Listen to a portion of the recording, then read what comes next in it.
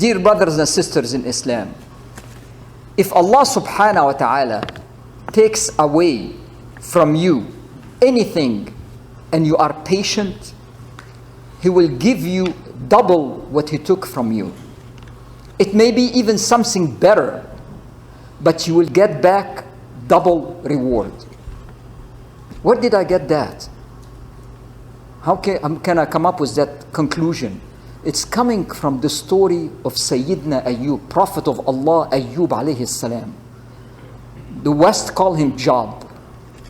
Sayyidina Ayyub was a very wealthy man, extremely wealthy. He had everything. In terms of wealth, he had a lot of land, he had a lot of cattle, a lot of everything, money, you name it. He had a wonderful wife. He had 14 sons and daughters. 14 sons and daughters. And with all of that, he never forgot Allah subhanahu wa ta'ala. So he's always helping the poor and the people who need help. Always. Doing everything he can to please Allah subhanahu wa ta'ala. But then all of a sudden, his children, one after the other, died. One after the other, all 14 died. And then he started to lose his wealth. The cattle started dying, crops starting to get burned, and insect attacking the crops until he lost all his money. And then on top of that, Allah subhanahu wa ta'ala afflicted him with serious illness. Every part of his body became ill. Historians say his skin started to fall from his body. He was flat on his back. The only two things that remained intact was his tongue and his heart. So what he was doing all the time, praising Allah, doing dhikr for Allah, thanking Allah. He's flat on his back, but he's remembering Allah and he was at peace and thanking Allah all the time. People started to get afraid of him. They're going to catch the disease. So his friend and family started to move away from him. Nobody want to catch that disease. And people started to tell him, you're a prophet of Allah. Why don't you make dua to Allah so He can remove all that harm from you? And he used to answer them by saying, I cannot ask Him to remove that from me because He gave me 80 years of blessing. And unless I spend 80 similar years in patience and gratefulness, I cannot ask Him to remove that harm from me. Do you believe that? He had 80 years of great things. And he's saying, until I have 80 years of difficult time, I'm not going to ask Allah for anything. The only person that stayed with him is his loyal wife. Everybody else, gone. Nobody. The people that he was helping, his relative, everything, doesn't count. They're gone. All of them. So after 18 years, flat on his back with the disease, there was no money left. His wife, the wife of the Prophet, who was used to fancy life, servant, all of that, she had to work as a maid, as a servant to the people so they can give her some money so she can buy some food for her husband and herself. But then people eventually started to say, wait a minute, maybe she's carrying that disease and she's going to bring it to us. So nobody even wanted to hire her as a servant. So there was nothing. They ran out of food. They were hungry. So his wife went out and came back with some food. And he asked her, where did you get that food? She said, people paid me. So he ate, and a few days later, the food finished. So she went out and came back with some more food. He refused to eat it. He said, I want to know, where did you get that food? How did you pay for it? So she told him, she had beautiful hair, very beautiful hair that all women of the village admired. And she had 2 braids coming down. So what did she do? She took one of her braids the first time and sold it cut her hair and sold it for money to buy some food. And the second time she went and sold the other braid to buy some food. And she showed her husband, no hair, cut all her hair. At that time, Sayyidina Ayub felt touched because he felt that the difficulty is for his wife. For him, he can be patient, but for his wife, so he made dua to Allah subhanahu wa ta'ala. And Allah is telling us in the Quran, He said, وَأَيُّوبَ إِذْ نَادَى رَبَّهُ أَنِّي مَسَّنِيَ الضُّرُّ وَأَنْتَ أَرْحَمُ الرَّاحِمِينَ. And Ayub, when he cried to his Lord, harm has touched me, and you are the most merciful of the merciful. I can believe it when you read that verse. Look at the dua of Sayyidina Ayub. He's telling Allah, harm touched me. Allah gave him 3 tests. If any one of us fall under one of those tests, will collapse. Just imagine all your children dead. Imagine all your wealth gone. Not you lost 50% in the stock market. Gone, all your wealth. Or your health, gone. You're flat on your back 18 years. One of those tests will be enough to make us fall apart. But he's saying, touch me. And then when you read the dua of Sayyidina Ayub, it's amazing. He did not ask Allah to cure him. He said, harm touch me, and you are the most merciful of the merciful. Like he's saying, if this is good for me, it's fine. If it's bad for me, you are merciful. So you're going to do whatever you feel is your mercy will make you do. That's all he did. He didn't say, Allah, I'm sick, cure me. Nothing. Just, you're the merciful. So Allah tells us in the next verse, فَاسْتَجَبْنَا لَهُ فَكَشَفْنَا مَا بِهِ مِنْ ضُرٍّ وَآتَيْنَاهُ أَهْلَهُ وَمِثْلُهُمْ مَعَهُمْ رَحْمَةً مِنْ عِنْدِنَا وَذِكْرَى لِلْعَابِدِينَ. So we answered his call and we removed the distress that was on him, removed all the sickness, and we restored his family to him that he had lost, and the like thereof along with them. So Allah is saying, we gave him his family and like them. So he doubled it. So he lost 14 children. Allah doubled it for him. Doubled it. But then how we know that this is not applicable only to Sayyidina Ayub? What this has to do with us? Because of what Allah said after that. He said, وَذِكْرَى لِلْعَابِدِينَ, and a reminder for all those who worship us. So he's saying it's a reminder for you, for me, for everybody, that if Allah takes away something from you and you are patient, Allah will give you double. It's a reminder to all of us. What happened to Ayub will happen to you. It's not a maybe. It's Allah is telling, remember what I did to Ayub, because it will happen to you if you do the same thing. And it's not that difficult. We know Allah is Al-Kareem. He's a generous. So what's the big deal of doubling? That's nothing. That's nothing that Allah, to do to us. It's nothing. So in times of hardship and difficulties, when you think all is lost and there is no hope, remember to have patience. In due time, Allah subhanahu wa ta'ala will relieve you of all your difficulties and all your worries, and you will receive double of what He took away from you. And in addition to that, there will be millions of good deeds waiting for you on the day of judgment, inshaAllah. And remember, Allah subhanahu wa ta'ala, because He's merciful, He made a law on Himself, a rule for Himself. Allah doesn't have to make any rule, but because He's merciful, He made a rule for Himself. So He said, لا يكلف الله نفسا إلا وسعها. Allah does not impose upon any soul a burden, but to the extent of its ability. So anytime Allah subhanahu wa ta'ala will test you, it's something you can handle. Like when He tested Sayyidina Ayub with all those 3 disasters, Allah knew He can handle them. So anytime Allah tests you with something, you can handle it. If you cannot handle it, Allah subhanahu wa ta'ala will not test you with it. Because on the day of judgment, you're going to stand in front of Allah and say, Allah, I can't handle it. But He knows you can handle it. Whatever it is, you can handle it. And then in addition, Allah subhanahu wa ta'ala told us, أُجِيبُ دَعْوَةَ الدَّاعِ إِذَا دَعَانِ. I will answer the prayer of the supplicant when he calls on me. You ask Allah to remove the harm, to restore what you took away from you.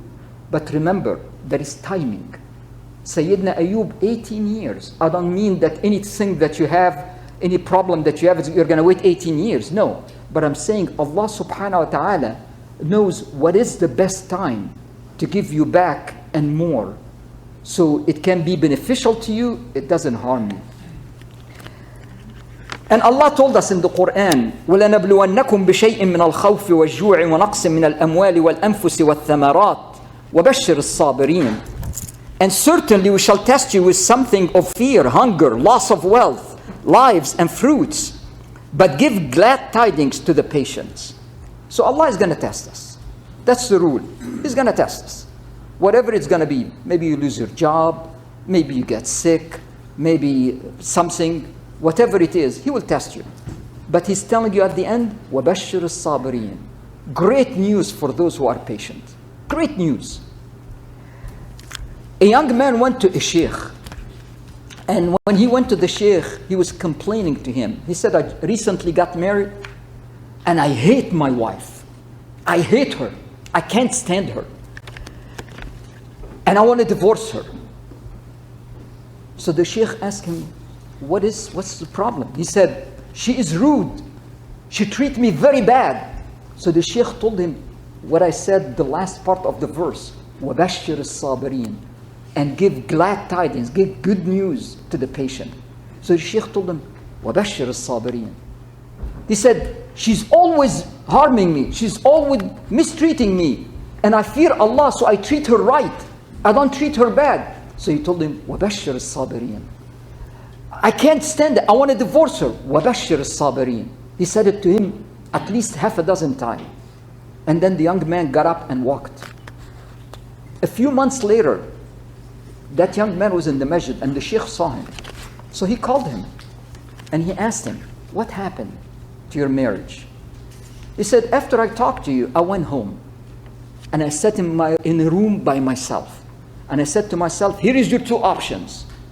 One option is to be patient and obey Allah, and my reward will be paradise.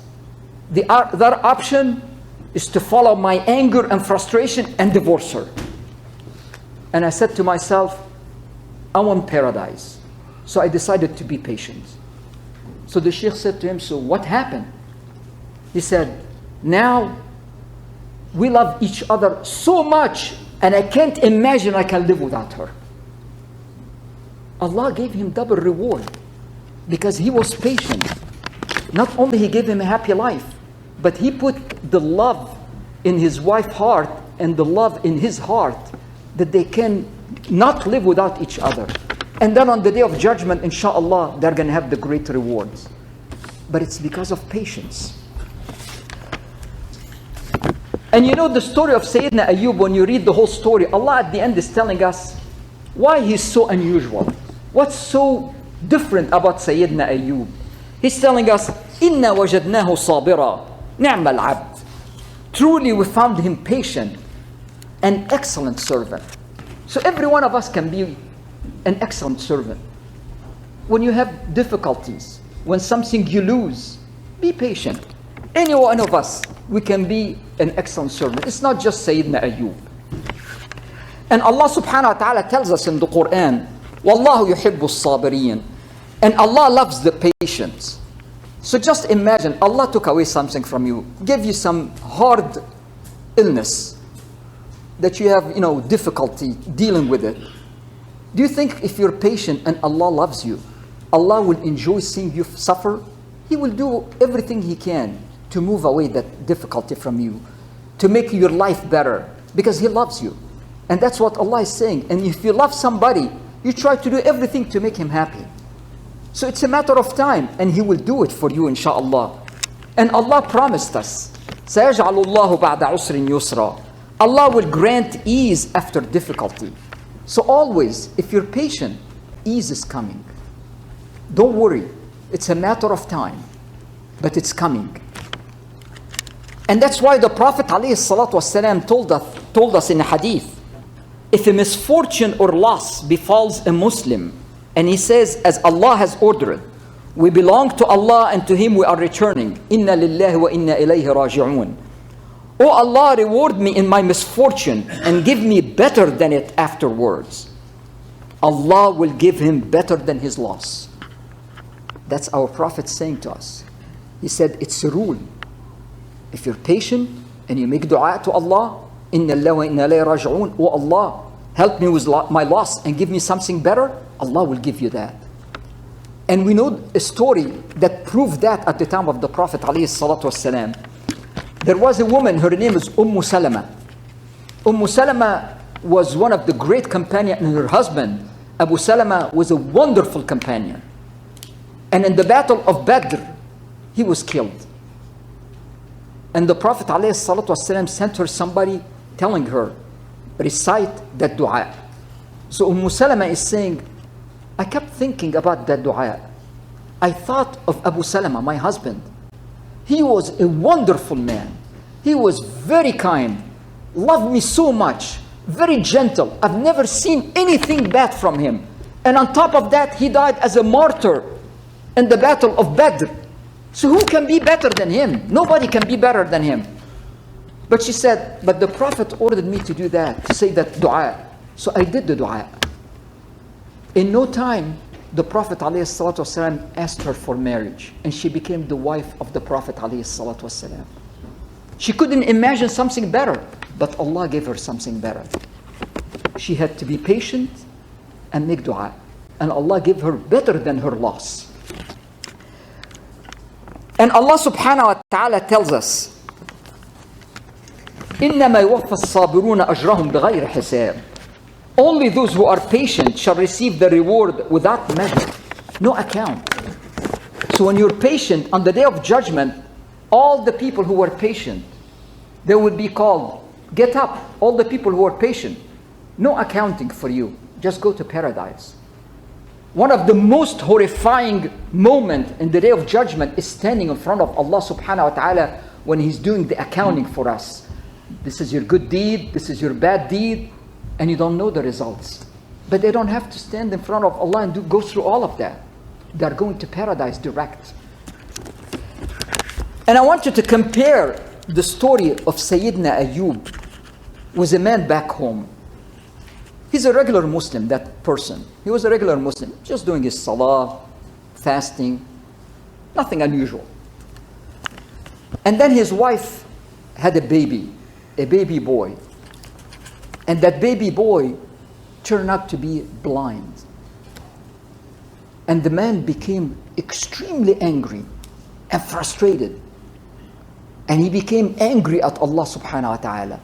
And he blamed Allah subhanahu wa ta'ala. And he decided he's going to punish Allah subhanahu wa ta'ala. Astaghfirullah. He decided he's going to do that. He stopped praying. No fasting. Anything that has to do with worship, he stopped. Did nothing. It's like he's not a Muslim. And to make things worse, he decided to punish that baby boy. So for 12 years, that baby boy didn't exist in his life. He doesn't talk to him. It's like he doesn't exist. He doesn't see him. He talked to his brothers and sisters. He talked to his wife, but not that boy. He doesn't talk to him at all. Rarely he will talk to him. He doesn't ask what he's doing. It's like it didn't exist. Compare that to Sayyidina Ayub, who were patient and thanking Allah. But alhamdulillah, this story has a happy ending. Alhamdulillah. That man used to wake up on Friday. Friday is the weekend. Friday wake up after the Salat al-Jum'ah, for Salat al-Dhuhr.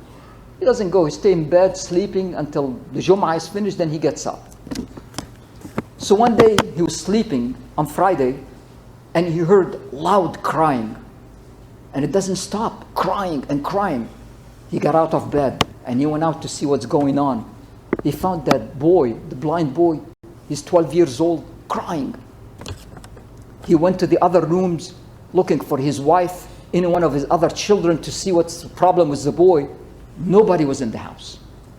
Everybody was gone. Finally, he kept thinking, and then he decided and went and talked to the boy. What is the problem? He said, everybody is gone, and I want to go to the masjid to do Friday prayer, and there is nobody to guide me, to take me to the masjid. So I was crying because there is nobody. So the man stayed quiet a little bit, and then he said, okay, I'll take you. He went in and took a shower and came out and took the boy. And they went to the masjid. On their way to the masjid, everywhere they are passing everybody greeting the boy. Assalamu alaikum, assalam, everybody greeting the boy. They arrived to the masjid, and the father was him holding his hand. And all of a sudden the masjid is packed. He's coming from the back, and everybody in the masjid moved from the way to let the boy. The sheikh came. They're talking about the boy. The sheikh came. Everybody moved out to give him a path until he got to the front. And then people jumping, getting the microphone to him, and somebody turning on the microphone, and everybody. And he started to recite the Quran. And he had a beautiful voice. And everybody was almost not breathing, listening to the recitation of that boy. Everybody amazed. And after they finished the prayer, a crowd gathered around the boy. Everybody want to shake his hand. And everyone that shakes his hand, the boy tells them, this is my father. This is my father. And people go to the father and shake his hand and say, what a wonderful job you did with your son. How great of a father you are. You are wonderful what you did. And some telling him, I wish he was my son. I wish I had a son like him. And the father is saying nothing. And then the prayer finished and they're leaving. And the father told him, I didn't know that you know some of the Quran. He said, no, I know the whole Quran. I memorized the whole Quran. So on their way home, the father is saying nothing. And then that little boy looked at his father and he said, I just want to apologize. I ruined your day. You had to come and take me to the masjid. I feel I ruined your day. You had things to do. The father burst into tears. And he started crying and kissing him and asking him for forgiveness, asking him to forgive him for all what he did to him 12 years. But then at the end, the father came back to Allah subhanahu wa ta'ala. And he became a good Muslim. And on top of that, his son became his best friend. Anytime he's out of work and going anywhere, he takes his son with him. He doesn't go anywhere without his son. Look at that boy. Allah subhanahu wa ta'ala gave him double reward. The first one, Allah gave him the love of people. Wherever he went, people loved him. Everybody loved him. Everybody was doing whatever he wants. Everybody considered him their son. And then in addition, Allah subhanahu wa ta'ala, the second reward, He brought him back the love of his father. And He make his father a very close friend. And then on the day of judgment, Allah subhanahu wa ta'ala will reward him for his patience. Brothers and sisters, none of us like difficulties or tests. But when it happens, be patient and be convinced that those difficulties and tests are a preparation for you for the great rewards that are coming. It's not the end, it's just the beginning. And the end will be the great rewards that are coming to you. And always remind yourself of what happened in the past. Remind yourself that sometime you remember in the past, I was sick and Allah subhanahu wa ta'ala cured me. I went through some tough times and Allah subhanahu wa ta'ala relieved that difficulty. He got me the job I have right now. And He did all kind of things for me. When you remind yourself with the blessing of Allah, it increases your iman, it increases your faith. And it gives you more patience, it gives you more strength to be patient until the great rewards of Allah will be coming your way. And then on the day of judgment, there will be tremendous reward for you because of your patience, inshaAllah.